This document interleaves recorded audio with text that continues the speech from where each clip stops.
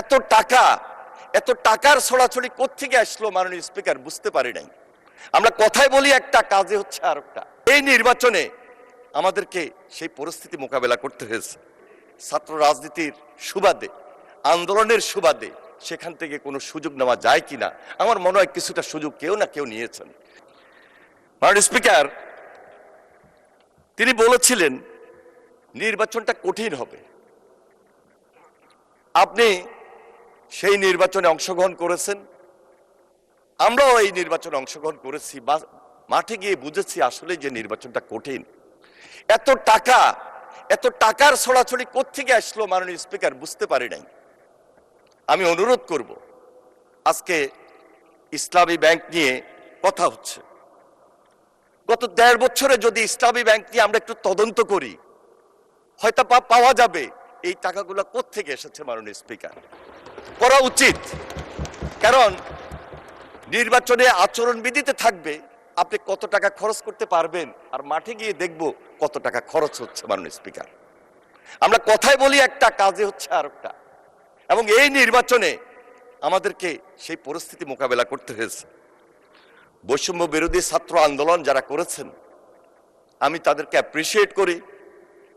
DB অফিসে তাদের সঙ্গে দেখা হয়েছে, তাদেরকে মনোবল দিয়েছিলাম, সাহস দিয়েছিলাম, কিন্তু বৈষম্য বিরোধী ছাত্র আন্দোলনের যদি প্রকৃত নেতারা এবং সেই সংগঠনের নামে যদি তারা এই দেশের।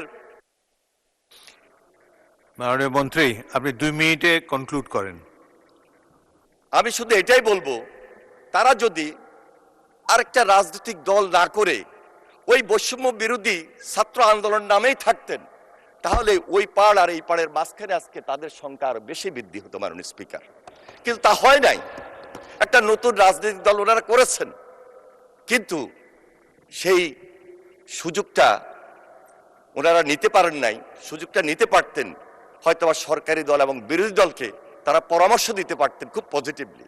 কিন্তু কেন এই যে গত ১.৫ বছর নির্বাচনের আগে কিছু স্বার্থের কারণে, আমার মনে হয় এটাও একটু আমাদের চিন্তা করা উচিত।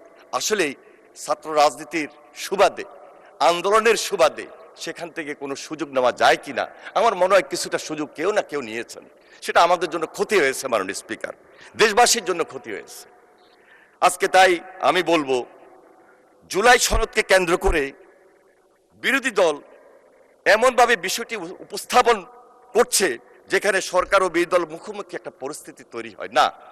এই সুযোগটা দেওয়ার কোনো সুযোগ থাকতে পারে না, কারণ মাননীয় প্রধানমন্ত্রী জনাব তারেক রহমান বলেছেন প্রতিটা লাইন, প্রতিটা শব্দ কোনোভাবেই যেন নড়চড় না হয়, সেইভাবেই আমরা জুলাই সনদকে বাস্তবায়ন করবো ইনশাআল্লাহ। মাননীয় স্পিকার।